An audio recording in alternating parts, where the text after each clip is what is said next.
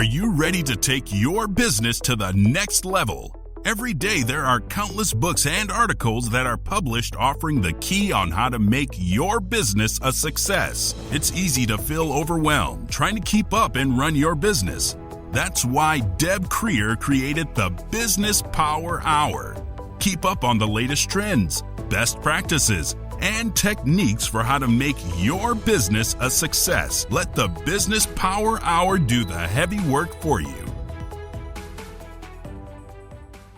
Good morning, good morning. I am Deb Creer, and I am passionate about giving professionals the tools that they need to make themselves and their businesses as successful as possible. And we're going to be talking about a subject today that we all have to deal with. It's the "so tell me what you do" question, right? When you go to networking, when you're in line at the grocery store, whatever it is, and usually we go, or we give them, 6 pages worth of dialogue. And so today we're going to learn how to do this the right way, how to be memorable, and more importantly, how to maybe get clients from this. And so please join me in welcoming Mike Verret to our program today. Welcome, Mike. How are you? Deb, if I had a tail, it would be wagging. How's that? This is cool. If we were doing any better, it'd be illegal. Right. Couldn't be better if I were twins. This is true. I love it. But thank you so much for having me. This is exciting. I'm looking forward to it. Well, and Mike and I know each other from a networking group that we belong to. And so that's kind of one of the first places, right, where we have these questions that come up. So let me tell you folks just a little bit more about you, and then we'll jump into this. Okay. So Mike Verret has spent over 25 years in the brand marketing business. He worked for that little company called Hasbro. And the hallmark of his career is his ability to understand an audience. Now he shows businesses how to talk about themselves to their audience. His guiding philosophy, honed with time and experience, is simple. To be memorable, you need to be first, best, or different.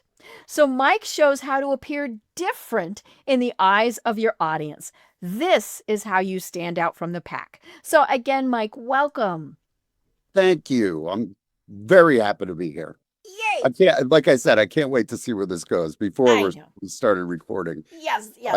But I knew when I first met you, it was going to be a lot of fun. Yeah, and let's be honest. I mean, some of this really is personalities, right? Yes.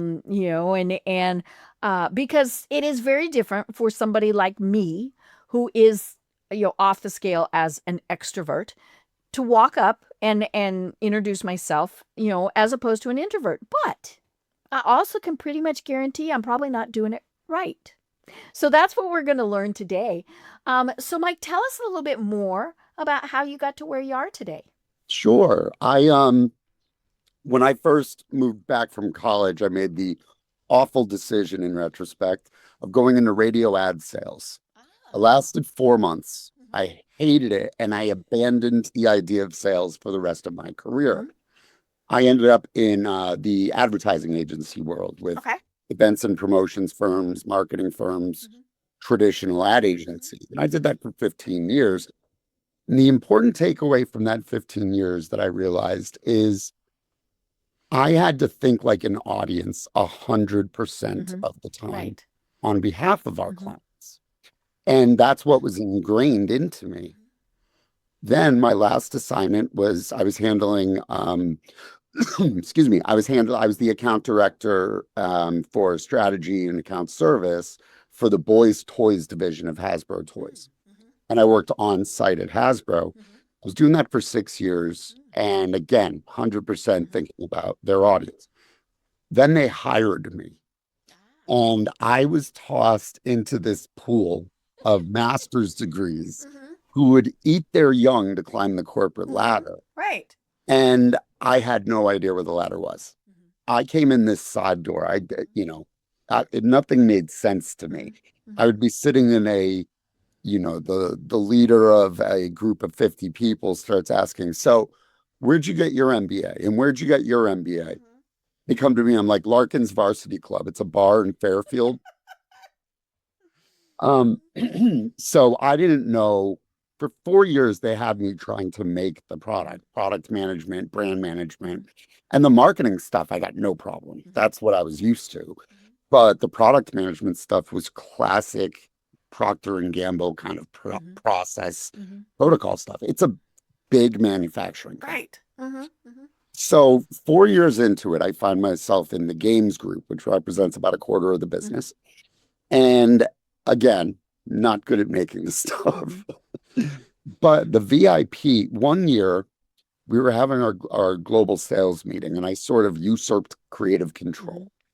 And because I'd been to so many, and it's like, okay, this year we have this, My Little Pony play set, and we have this, and no personality.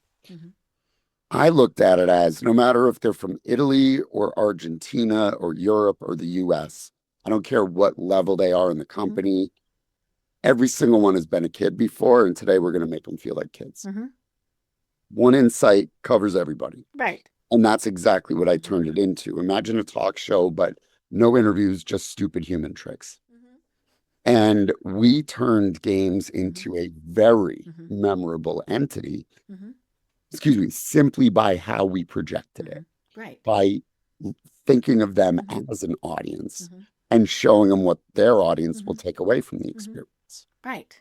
So my job became going to all of the toy fairs, which are the industry events. Our buyers come through. Right. And the first one they sent me to, I believe it was Germany. I had been to the one in New York, but for games, I believe it was Germany. All of Europe comes to this show. So this is where personality and, Right. geography we'll talk about that in a bit. But I look around at all the other brands, and again, it's demonstrators and spokespeople showing how that My Little Pony thing works. Right. Now sales meeting is internal. This is external. Fine. I put on the buyer's shoes. Can't help it. I'm like, what am I going to? That's how I get comfortable with how I'm going to communicate to someone, is predict what they are going to ask in a way. They know what's in the box. They know how it works. They know how much the box costs. They know how many they could fit front to back on the shelf at Walmart. And here's the kicker. They've known since August. Right. Why the hell would I? They have 6 minutes and I have 400 games. Why would I spend 1 second of that 6 minutes demonstrating something or showing them how all these pieces work? That they already know. They are there to see and feel how we are going to drive their business of games for them. So, simple tactic that I use all the time, where you seed an idea in someone's head and then they can't get rid of it as you're explaining it, right? And to demonstrate this, how I learned it was the story of how Ghostbusters was sold it. And the film, Harold Ramis and Dan Aykroyd had a very hard time selling it in initially, because they were basically saying, okay, it starts with, or it opens with this, and then try to explain, now this is 1985. This was a novel concept. Special effects weren't really a big thing. So Aykroyd smartened up, and he said, we need someone to give us a log line, like one thing that sets up the description. And they didn't need somebody to come up with it. Harold Ramis did. 6 words that, if you've seen the movie, you will agree describe it perfectly. Right. Ghost janitors of New York City. That's 5 words. That is the movie. Right. They wear the coveralls. They come out with the traps. There's a song on the soundtrack called Cleaning Up the Town. So they immediately grabbed the attention of the studio that ultimately bought it, because they could relate to what came next. Fast forward to Toy Fair in Germany. Let's say the theme is joy of connection. First thing I would do, 30 seconds, because they only have 6 minutes.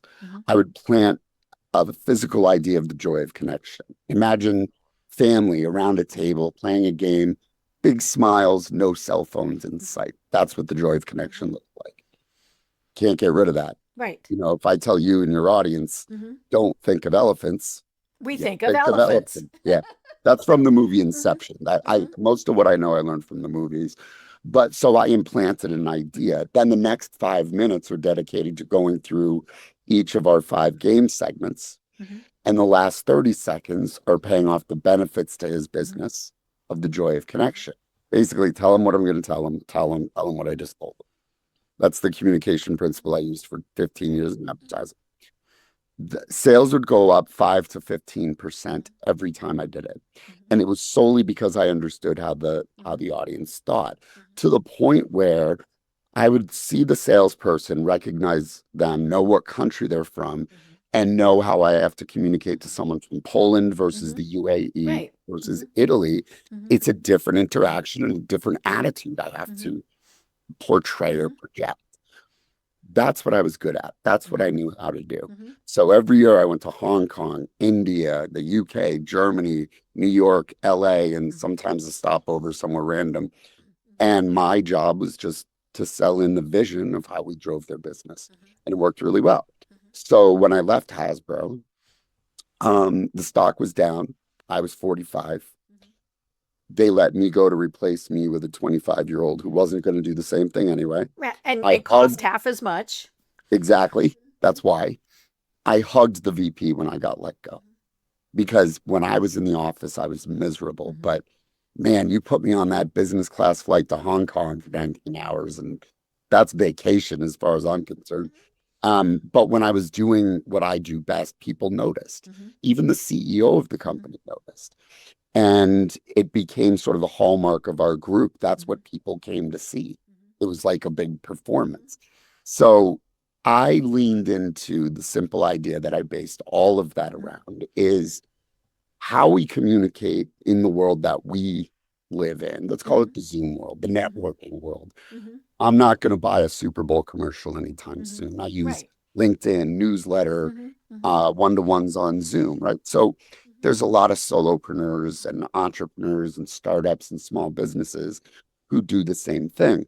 And the question we are constantly asked, and it could be asked to us directly, it could be asked if someone's looking at our website, at our profile, at a news article about us.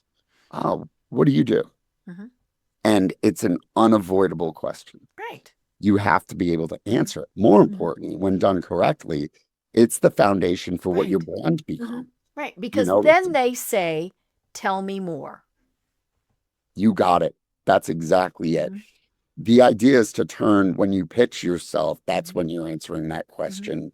What do you do? So the difference between I'm a PR firm and I make your news matter as the first things out of your mouth.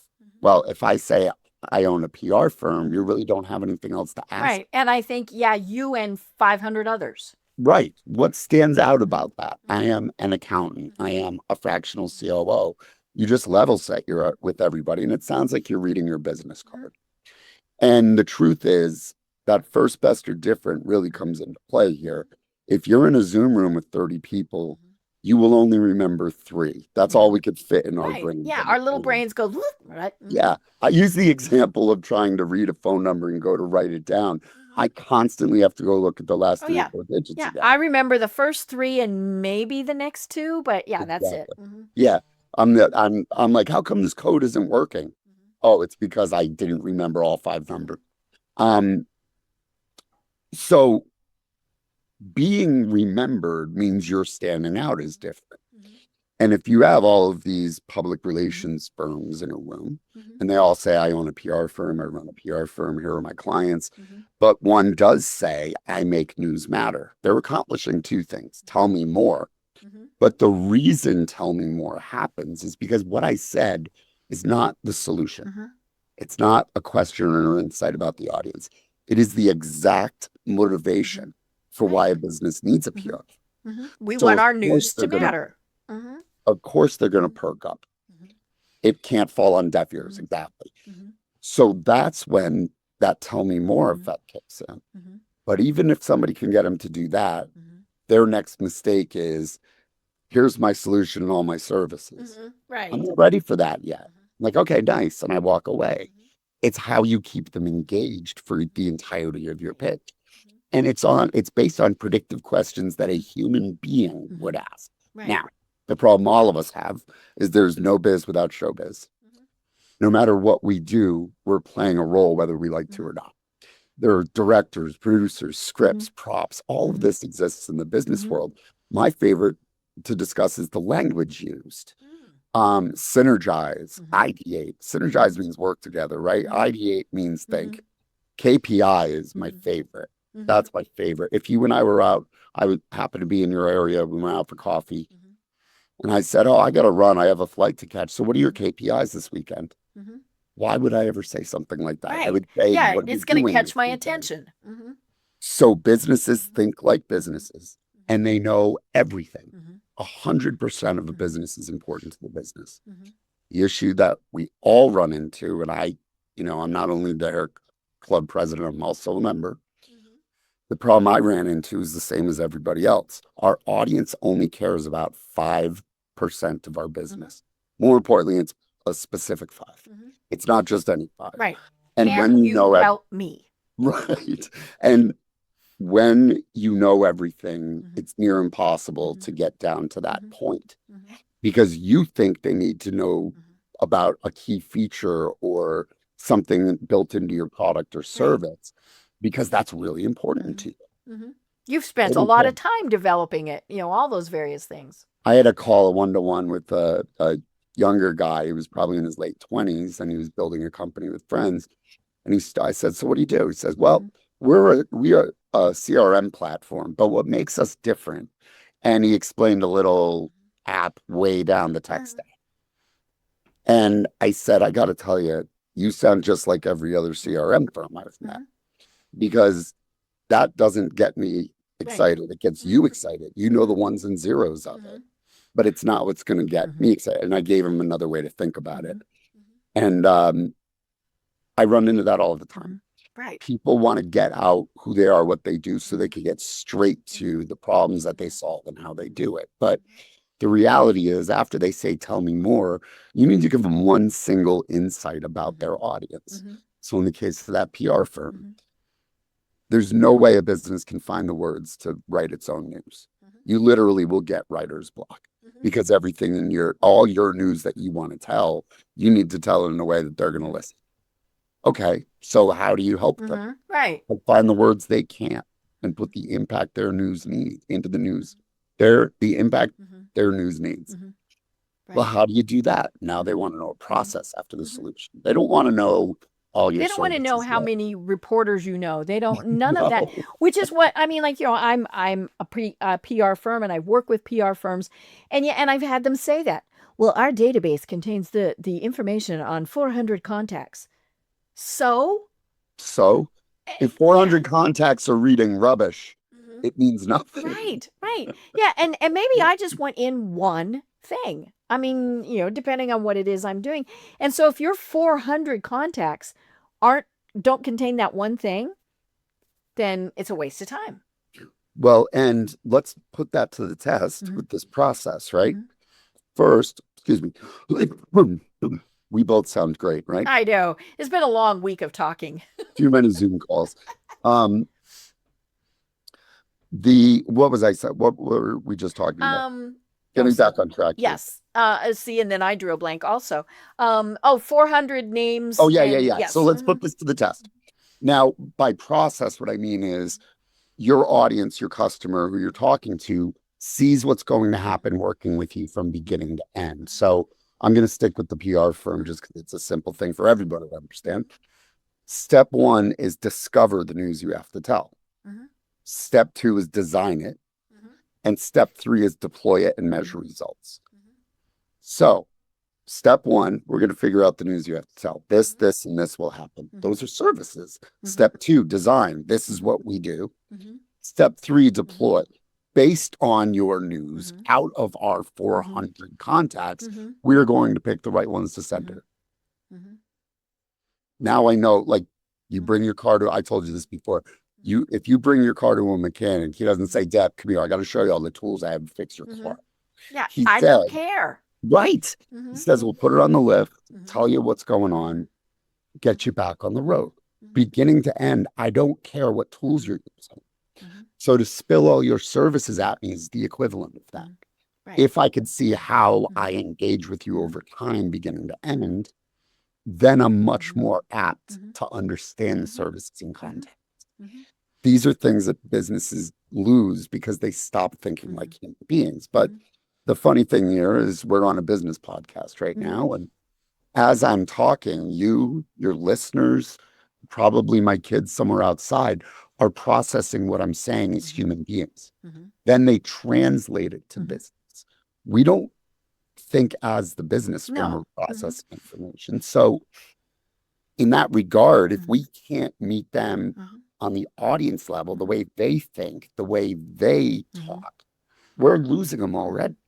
Right. You know, a great example of that is what I've seen from so many agencies, especially. I was in the industry and then I saw a bunch of agencies come and go at Hasbro. But our goal for the games group, we sent it out to 4 agencies and I was responsible for picking it.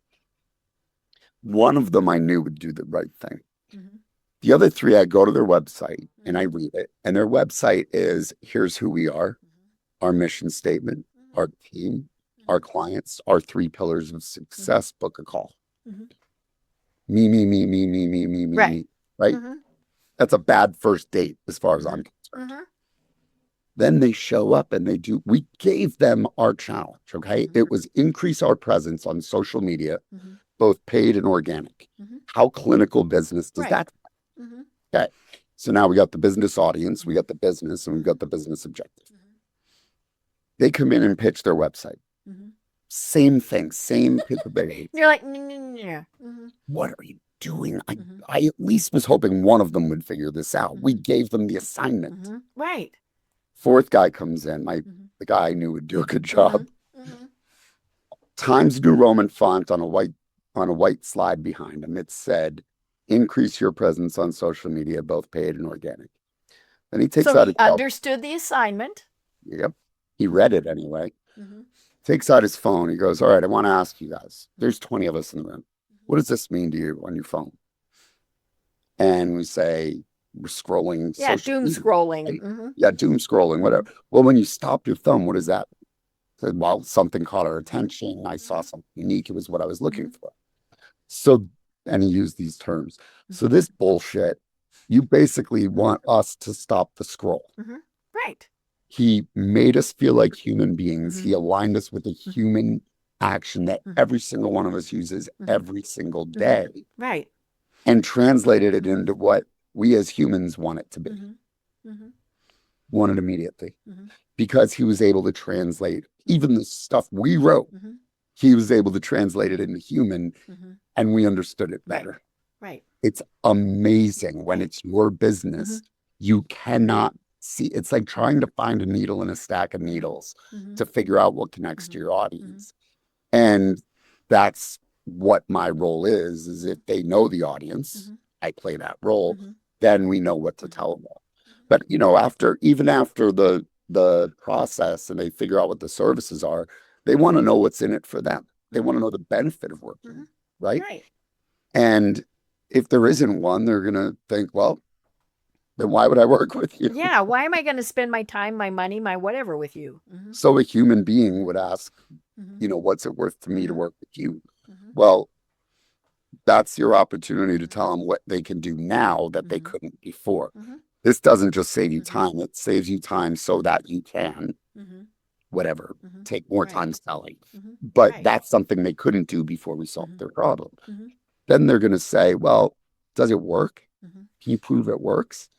Here's your opportunity for validation, right? Social proof is testimonials. Scientific proof is your classic problem solution measurement case study. And the last part that is often overlooked by businesses, they don't understand the importance of this, is your about me section and how it's written. We want to spill out all our credentials. Yes. Right? But what they want to know first is, okay, what did you see as the problem in your experience? Then, you know, the insight, then your solution, then your credentials to back up that you can do it. That's the right order of information. Right. We don't think like that. The human being needs that form of information, that order. The business doesn't think that way.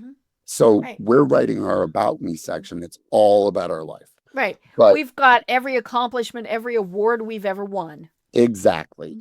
And a great example of this is when someone writes a book, let's say it's a business coach, writes a book about their process, their experience, that is an act of passion. You'd agree, I'm sure. You are putting your heart into that 100%. The end result is you, in a way. The crime of passion is putting it right at the top of your website. Look, I wrote a book. Unless you're Danielle Steele, Right. I don't care. Yeah, it is the word you use, social proof, right? It shows our credibility, it shows our authority, but yeah, it's not, hey, look what I done. You know? Yeah, I wasn't looking for an author. I'm looking for a business coach. Right. But the simple act of moving that book to the bottom, the call to action, want to know more, buy my book, you're going to sell a lot more books. Right. You don't have to say Amazon bestseller and stuff. They are going to have a reason to buy your book at that. Those are things that are constantly overlooked by businesses. And again, you just go back to the idea that a business is insular, especially a small business, solopreneur. You're not the CEO of your company. You are the C-suite and every department. Yes. You're the And purchasing department, you're the shipping department, you're the, yep. And it just has you going in circles and you can't see the outside world clearly. I equate it with if you and I are standing in, a parlor or a family room and there's a fish bowl on an end table, we see a beautiful betta fish, thing's gorgeous, and we see it clear as can be. But the fish, if that's the business in this analogy, all it could do was swim in circles. It doesn't have a view outside simply because of the concave glass. That's the problem. They're stuck swimming in circles. They're stuck with the to-do list.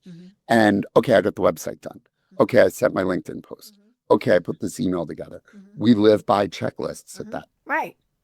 So we're incapable of writing our own, it's sort of like you hire a surgeon, you don't operate on yourself kind of thing. Right. So I'm amazed at how hard it is for businesses to do, including me. But that's what it comes down to, is knowing too much. So my platform for helping businesses it's not just about their business pitch. It's about any kind of communication. Like how you communicate on your website is just as important as how you communicate in a one-to-one, a networking group, your content on LinkedIn. Your website has to tell the story to keep them scrolling, right? So it has to be in the same narrative. Your LinkedIn profile needs to reflect the same stuff. From there, even your emails or your presentations are built with a certain frame of mind that I developed my program around. And that's how to think like the audience, how to see things from their perspective, keeps you in line, keeps, it's guardrails for when you're supposed to talk about something versus don't talk about it yet. Right. And, the three key focuses of it are connection, the tell me more effect. That's your point of difference. That's what gets their attention. Then it's direction. You have to lead them through the pages the way they want to read them, not the way you wrote them. Take some rearranging and moving around. Right. But once you get that order in place, the last step, and we were just talking about this, is projection. Meet them at the moment. If, you don't hire a stand-up comedian to give a eulogy. Think of it that way. You need to, as yourself, you still need to use your attitude the right way. And, I firmly believe that it's the only thing we have control over. It's 10% what happens and 90% how we choose to react to it. That's the only thing that we have any power over. So you need to use that as a weapon when you're communicating. If I were on here just going, yeah, and your attitude's really important, and here's why, and you are the bubbly you, it would be crazy. You and I happen to be a bit more projective with our attitude. But even somebody more introverted has the opportunity to express that attitude just on their terms. Right. And the thing that really strikes me about this is we make it so complicated. Oh God, yeah. And the thing, we're all very, very busy. If you don't catch me with the first 5 seconds, 7 seconds. Statistically, Yes. it's 7. Yeah. Then I'm gone. I have the attention span of a gnat. And, yeah, a while ago, Facebook did a thing with goldfish, right? How long could you keep a goldfish attention? And it was 4 seconds. Yeah. But yeah, we're moving on. And so, if you've got, hey, buy my book as the first part of your website, I don't want a book. So I've gone on to the next thing. Right away. And now it's a little bit more difficult if you're face to face. But we've all seen it now. We've all had it happen to ourselves, right? Where we're talking and you can see they're looking around and they're, because you lost them, but they're just too polite to walk off. And sometimes they do. I love that. Oh, I have to go over there, right? And we've all done that too, to escape from somebody. But Me? No, never. no, but yeah, if we don't catch their attention in that first 7 seconds, we're done. And saying, well, this is what I do. That's, several seconds right there. And, then it's gone. But it's funny, as you were talking, I did have a question about the audience, especially when you work for Hasbro. Sure. Was the audience the kids or the parents who bought the games? That is a very good question. The parents always buy the games. The kids don't have the money. Right. Right. But the kids are the ones going, mommy, mommy, mommy. Yes. And those are the little kids. The older one, there's going to be the family games that mom is buying for the family. Then there's going to be the nag factor. I want this game. Right. But when you get down to a certain age, you're right. I mean, they are pulling on your pant leg and saying, I want this. And this is a fascinating story. An example of outside perspective. I was, for whatever reason, I don't even know why I was asked to be there. We were trying to figure out SEO terms for the new Tickle Me Elmo, Dance With Me Elmo, the one that we sold every Christmas for $90. Okay. And we're just throwing like Elmo, Tickle, whatever, Sesame Street, all these things. There was a kid on a work study program from Northeastern University in Boston who was on the design side, and he was sitting over by the wall. He wasn't even at the table with us. And he says, can I ask you guys a question? Sure, yeah, what's up? He said, well, do you guys watch Sesame Street with your kids? We're like, no, it's the ultimate babysitter. And a lot of people were like, my kids are 20 years old. No. Yeah. But when they're 2, right? It's a babysitter. You're not co-watching. Right. So You've plunked them down and... So then he says, well, then how do you find out from the kid that he wants Elmo? Like, well, he comes and tells us. I said, yeah, but how does he tell you? He's 2. He pulls on your pant leg and goes, Mom, Elmo, I want Elmo. So wouldn't you think that, okay, he saw something on TV about Elmo, even if he's not watching Sesame, let's say. So there's got to be something new out. And we're like, okay. So he says, wouldn't the right search term be new Elmo? We're like, yes, it would.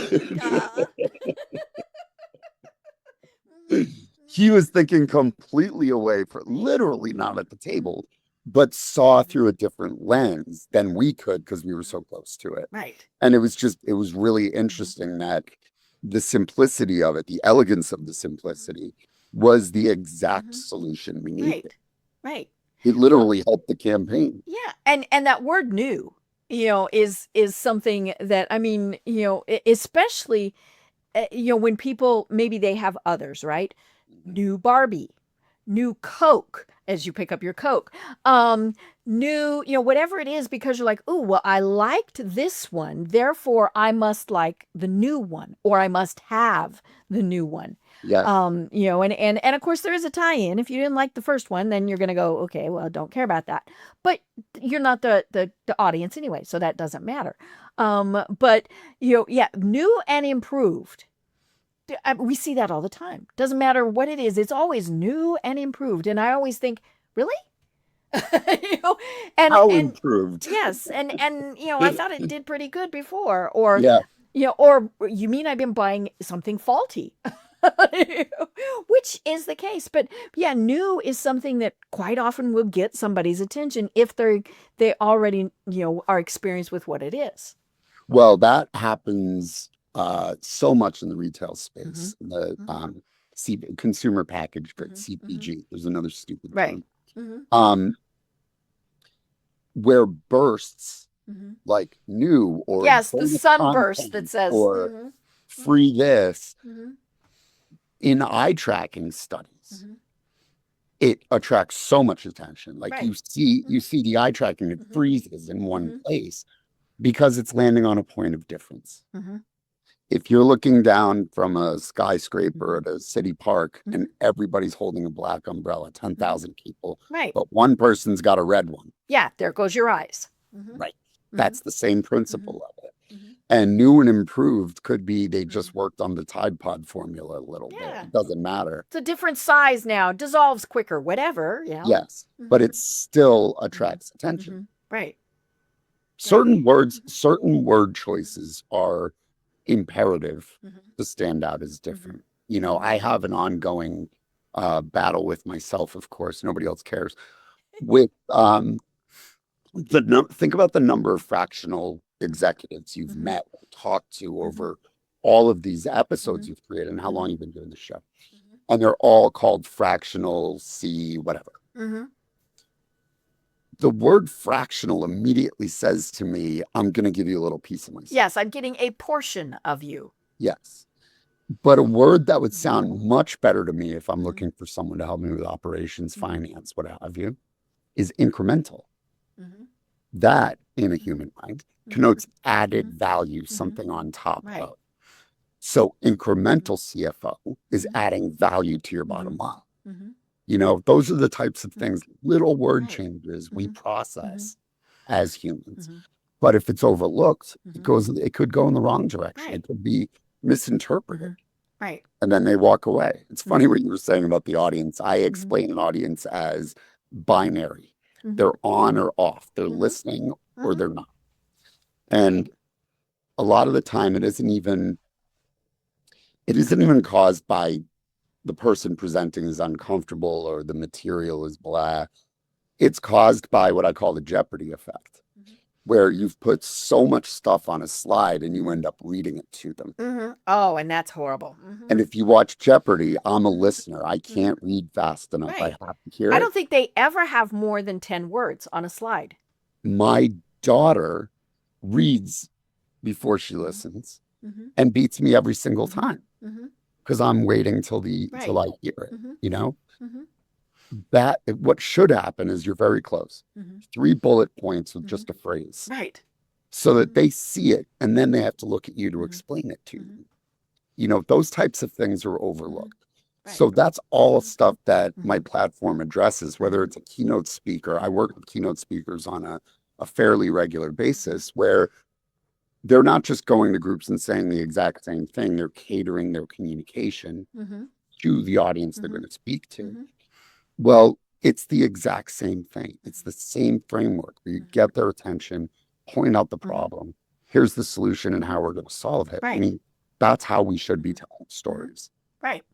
It's just, again, they're starting on a graph. Don't do that. You know, we would have to present our quarterly updates to the C-suite and everybody. And 2 good stories that come out of this, actually. One involves me almost vomiting. But the first one, we were given a template for like the past 2 years, current year, to next year for Makes sense. That's what everybody does. Yeah. Huge spreadsheet.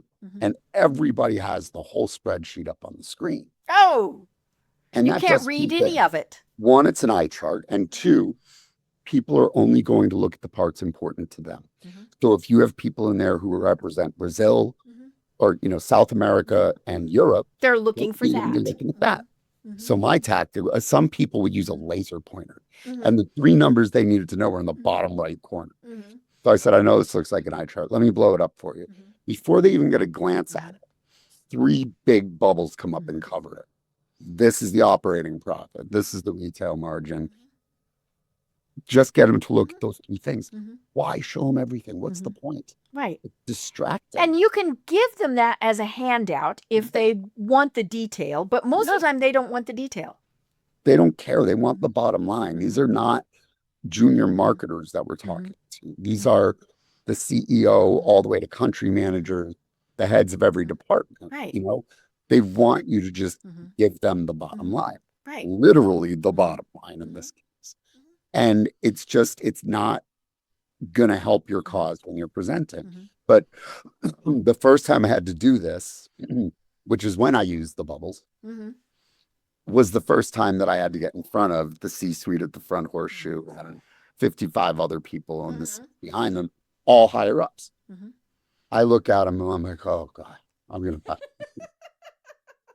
die. I swear my stomach was getting upset. And I'm standing in front of them where I'm going to be presenting. And I look out, I'm just like, quick show of hands. How many people felt like they were about to throw up the first time they had to present to this front horseshoe? And they all went, bing. The CEO's hand went up. Everybody's hand went up. And it was like, okay, it's not me versus them anymore. That connection actually creates us a conversation. And that's how important we try to connect with people to start conversations every day. Like, oh, beautiful weather today, huh? By the way, my name's Mike. Or, hey, where'd you go to college? Oh, you did? Do you know this person? Do you know this person? Those are examples of us trying to make a connection and start a conversation. Right. So that's how we should be thinking when we're talking about our business in any format. Right. Is it comes across as a one-way conversation, but we're basing it on predictive questions that they're going to ask. Their first question is never going to be, what services do you offer? It's always going to be, what do you do? You know? And Next what are you going question. to do for me? Yeah, that's all the stuff they need to know, not everything I think they need to know. So with an audience, to form that conversation, you've got to think like that. What do you do? And tell me more is, well, how do you help those people? How does that solution work? What do I get in that process? How am I better off?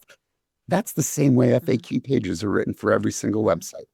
Predictively, what's the most general question someone would ask, down to what's the most specific or detailed.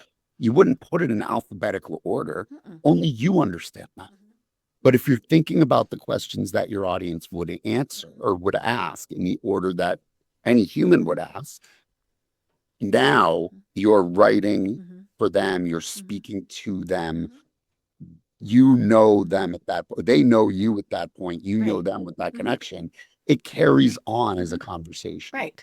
Right. And that's how every single business engagement communication should feel. Yeah. I gave a presentation one time where I misjudged my audience. And I've shared this before on the podcast. So I was speaking to unemployed engineers about how to use LinkedIn in a job search. Yeah. And, and so I'm up there. I've got my slides. Now, I know the rule. I had somebody tell me one time, never have more than 17 words on a slide. I don't know where. So 17 seems like a very arbitrary number, but easy to remember 3 bullets. Yeah. In a phrase, not a so, sentence. I don't have a lot on there. And so I had this guy, he came in late, and he was, of course, one of these that made an entrance coming in late and all this stuff. But I was using the royal we, right? We do this and we do that. And, a little bit into my presentation, dude in the back row who'd come in late and made a production of it. You aren't we. How can you say that? And, brought me up short. And luckily it didn't throw me. But I looked at him and I said, you know what? You're right, sir. And I'm sorry. And fortunately, I was able then to switch my little brain on the fly and say you as opposed to we. But yeah, until when I was saying we, they were all like, you've never been through this. You're not an engineer. You're not an engineer out of work. So how can you say we? And they were fine then when I said you. Now he continued to kibitz, and I eventually asked him to leave. It was very strange. But he was just, an unhappy person. But yeah, when we're thinking, who the audience is, it's very important to do that, and if you, Like I would not act like I, understood what a 26-year-old male was going through right now. And so that's why I'm going to say you. These are, things that you might see as opposed to we. And, we're not going to go into that, the whole trying to figure out what the heck somebody's pronoun is. We're just using the basics, right? Yes. But yeah, if you don't get that, then you're not going to get it right. And Yeah. but of course the hard thing is so many people assume, right? We all know what that word means, right? That we know who our audience is. And many times we are wrong. Yeah. And that was actually why I asked the question about toys. Is the audience the kids, or is the audience the person who is buying the thing from them? Because it is very different messaging. When you understand who you are actually talking to, and it's talking to, not talking at. Correct. You wouldn't talk at someone and call it a conversation, Mm-hmm, right? mm-hmm, The way to gauge it is you look at the advertising. So toys and games, TV still, obviously it's branched out in a lot of mm-hmm, directions, but let's go back to mm-hmm, 2011 when, my last year at the ad agency before Hasbro hired me. Well, I was managing campaign strategy and I've been on set more times than I care to remember. But the tone of the commercial dictates what we're trying to do. So the preschool level, that's directed right at mom. right. But then anything north of that, Mm-hmm, family games will be directed at mom, mm-hmm, preschool will be directed at mom. right. Everything Let's else is face it, designed. mom determines who's going to spend the money. Correct. Dad might However, make the money, but mom. Mm-hmm, but mom can be swayed by the nag factor. mm-hmm, And that is what we mm-hmm, drove with the mm-hmm, other categories mm-hmm, of games, where it mm-hmm, was kids. Actually, it was mm-hmm. there were two different kids. I can't even remember. I blocked it out of my mind. The idea was to get them to ask for it, Mm-hmm, not, hey, mom, this is for your kids. mm-hmm. Right. Yeah. Nag factor is very, very Mm-hmm, powerful. Going back to what you were saying about creating that mm-hmm. conversation, people, I'm always fascinated. I use this example a lot. TED Talks. Every single TED Talk starts with either a question or a think about this statement. Mm-hmm, And there's dual purpose to it. mm-hmm, One is the audience is now, they're either raising their hand or they're like, mm-hmm, oh, yeah, or nodding their heads, right? They're engaged right away. And it was a statement or a question. mm-hmm, Great. I'd argue go with a statement, not a question, but that's my preferred mm-hmm, angle. The other thing it does is it puts the presenter at ease because the presenter just saw those heads nodding, just saw right. those hands go up. And it's the same effect I was telling you about with the CEO. You see it everywhere where a professional speaker works, is they engage the audience immediately. Mm-hmm, right. That shouldn't be any different if you're in a networking group. Mm-hmm, Why wouldn't you want to engage the audience? right. Mm-hmm, mm-hmm, So just drifting along, we're a promotions company. We make these things, and these are the kinds of companies we work with. It doesn't help that promotions company. I talk about, use a plumber as an example all the time. If you're in your kitchen standing in a puddle of water because the plumbing's screwed up, if it's a light bulb, wait till later in the day. But this is immediate, right? right. Water needs to be taken care of immediate. It's like time stands still. Mm-hmm, You look for plumber near me, mm-hmm, and the first one you see, mm-hmm, I'm a plumber. The next one you see, J&J Sons Plumber and Businesses. The next one you see is your plumberbuddy.com. mm-hmm. Then you see, we know how it feels to stand in water. We'll be right over. And you're like, ding, ding, ding, ding, ding. Ding, ding, ding, ding, because one's looking at the motivation, Mm-hmm, one is not looking at the solution, mm-hmm, one is focused on getting your mm-hmm, attention mm-hmm, based on motivation, mm-hmm, not based on mm-hmm. I can fix the pipes. right. Mm-hmm, That's the secret to mm-hmm, standing on. right. Yeah. And one of the other pet peeves that I have are the people who are going to use all of the words of the day. Yes. And oh my gosh, it drives me nuts when we're all authentic. Now, I did see something, and I thought this was very interesting. It said, well, if we're all using AI now, are we really authentic?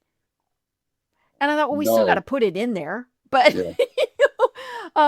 but yeah, when people start using just the buzzwords, I'm immediately turned off. Yeah. And I know people who do that.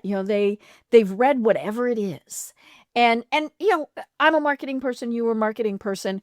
We do the same thing with colors, all of those things. I'm old enough to remember when we used IBM Blue, when and because people they recognize that color was strength and all of those things, and then everything came out as blue. Or look at websites, the trends that go with all of those. But it comes back to what I said at the very start. To be memorable, you need to be first, best, or different. We're probably not going to be first. Be nice if we were best, but we're probably not going to That be one's best. that one's subjective. Like, Yes, this is the right. best pizza I've ever had. Yeah, maybe. But how are we different? And we all are different. And I think that's the thing, I don't want to be like everybody else, because then they can go to whoever and buy from them. Couldn't agree more. I couldn't have said that better myself. I think, that the lesson to take away from all of this is it's based on your value is based on perception, and that's it. Mm-hmm. It's based on the audience perception. And if they don't perceive it the way you do, you don't have the value Right. you do. It's as simple as that. It has to be on their terms, especially in a world where they can get stuff and not even come in contact with the brand to get it. It's a different world that we live in. Communication shifts all the time. So much of it is digital now. AI is involved in so much, but even the best prompts that I've ever put into chat or Claude or any of the chat, I call them, or any of the platforms, they still can't grasp the concept. Right. The human. Right. They're not there yet. Right. And just think about the things that you look at and go, ooh. I mean, my favorite commercials are almost always the Subaru commercials with the dogs, with the Goldens, right? And the lab. And their new one out oh my God, it is the funniest thing in the world. So, we got dad dog, we got mom dog, we got, pup in the back. And they drive past the Oscar Mayer Wienermobile. And they get very, very excited. That has nothing to do with selling the car, right? Nope. But I remember that's Subaru. The other one that always comes to mind are the Clydesdales. You don't even have to say, where it's Budweiser. I don't drink Budweiser, but I love their commercials. And so they're being different. They're not saying, hey, we sell this car like everybody else's car. We have a beer like everybody else's beer. It's here's how, and is it risky? Yes. And we've all seen catastrophes where somebody has gone, whoa, we're going to do that. And it's like, no, that makes no sense. Well, it also speaks to the iconography that they want to be attached to. So for instance, the Clydesdales suggest hard work, what Americans built, right? Subaru targets the outdoorsman. You always see woods. You always see dogs. Like that's what they own. Yeah. And it's family, right? And Subaru is, one of those cars that is very safe for families. And that is, one of the lines that they run with their commercials, but there's always a puppy. Now, first of all, we all like, ooh, puppy, but they're showing that it's the family car. Yes. I mean, that's just do it. They chose to speak to the individual and empower them from within. Adidas versus Nike. Adidas went for the team approach, working together. Right. Different, same products, but very different aspect of how they position themselves to their audience. It still doesn't work for the big guys sometimes. They still don't quite get it. They rely on and it's always the Super Bowl commercials, right? We're all watching and go, oh, that missed. And how many millions did they spend on that? Out of 20 Super Bowl commercials, you and I will remember 3. Yeah. If even that, one of my favorites is still the herding cats one.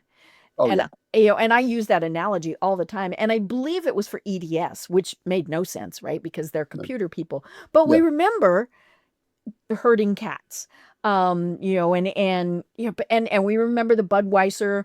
Of course, one of the biggest is the iconic Apple one, where they threw the sledgehammer. And now we're dating myself here on this one, right? But they threw the sledgehammer and broke the I know screen. exactly what you're Yeah. talking. Oh yeah.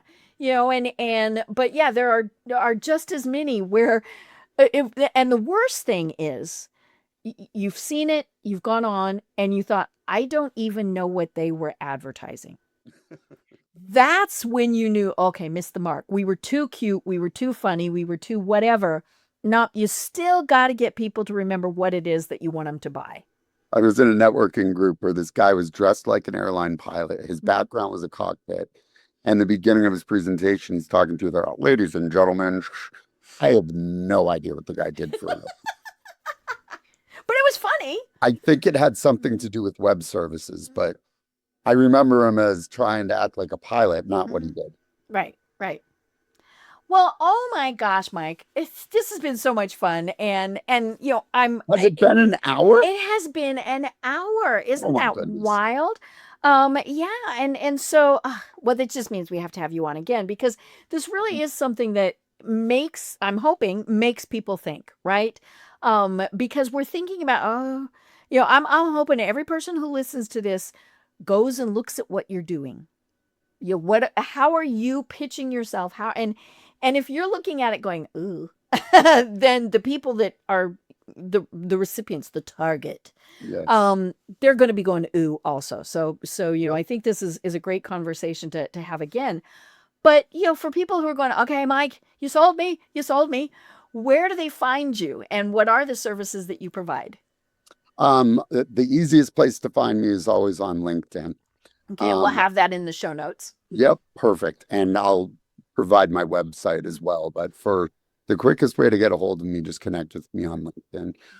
What I focus on is three things with the smaller businesses, my audience. One is the pitch power hour. So we simply rebuild the pitch from the ground floor up in an hour, and they send it to me for review and adjustments, but they are off and running. And the other product that gets taken advantage of a lot is people who do present or speak or keynote speakers. They'll work with me as well. So I have, I consider it a product, but a service aligned with that as well. And then I have clients who need the full, like, I don't know who I am yet. I have had to do everything in marketing, from concepting a new product to writing and acting in the commercial for it. So I can get them from their positioning, who are they, what do they do, to how that's branded with a marketing strategy and even tactical execution.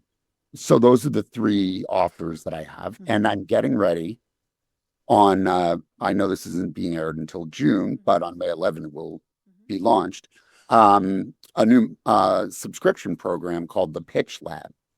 And, we know that we're good at what we do, but the problem is we don't know how to get people to understand it fast enough. Right. And create that in that connection. 7 seconds. That is what the Pitch Lab is going to be all about. So, a couple of open sessions every month, one-to-ones with me, a bunch of other resources that are listed out. That will be launching May 11th. And we're offering 50% off to get it rolling. So I'm really excited about that. I love it. Well, Mike, this really has been so much fun. And like I said, I'm hoping that people went, ooh. And really, if they went, wow, we got it right. That's good too. Excellent work. Yeah. But for most of us, we're like, ooh, oops. Because it appealed to us. Yes. Not the people that we want to work with us. But yeah, so as I said, we'll have you on again. But until then, what final thoughts do you have for everyone? If you are writing something, if you are pitching something, presenting something, I don't care what it is, share it or do it, actually present it with no fewer than 4 people, and make sure they're not all family members. Pick a friend from high school, pick a former coworker, get outside perspective. You will never be able to find what you're looking for if you're stuck in that insular world of your own business. Find outside perspective. I don't care how you do it. Stephen King does it every time he writes a book, gives it to someone else to read, to write the blurb, and they write it in 10 minutes. He can't do that. That's 5 hours and 15 paragraphs for him. Get that perspective from your audience, and it'll sharpen your communications in a way that you didn't think of before, but you'll be happy with the results. Oh my gosh, such wise words. Well, I'm Deb Creer. I've been having so much fun talking with Mike Verret. And until next time, everyone have a great day. Tune in for our next program for even more trends, best practices, and techniques for how to make your business a success. The Business Power Hour, hosted by Deb Creer, is proud to be part of the C-Suite Network.